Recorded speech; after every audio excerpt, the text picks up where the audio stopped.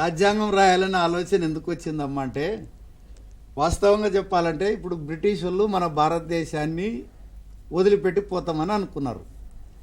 వదిలిపెట్టి పోతాం అనుకున్నప్పుడు మరి మనల్ని మనం పరిపాలన చేసుకోవాలి. ఇన్ని రోజులంటేనేమో బ్రిటిష్ వాళ్ళు పరిపాలన చేసిండు.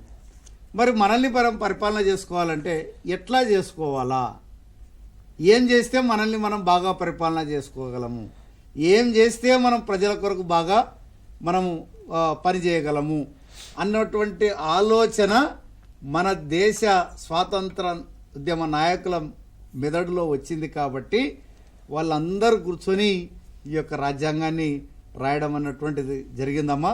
అందుకనే ఇది ఏంటంటే, ఎప్పుడైనా సరే ఒక పనికి పూనుకునాలనుకున్నప్పుడు ఆ పని చేయడానికి మరి నియమ నిబంధనలు ఏముండాలి అన్నటువంటిది మనము ఈ యొక్క రాజ్యాంగం ద్వారా రాసుకోవడం అన్నటువంటిది జరిగిందమ్మా.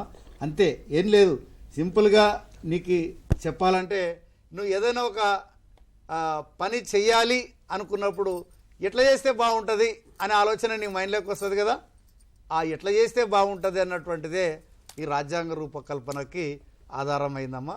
ఎట్లా పరిపాలన చేసుకున్నటువంటి ఆలోచన వాళ్ళకి వచ్చింది కాబట్టి దీన్ని రాసుకోవడం అన్నటువంటిది జరిగింది.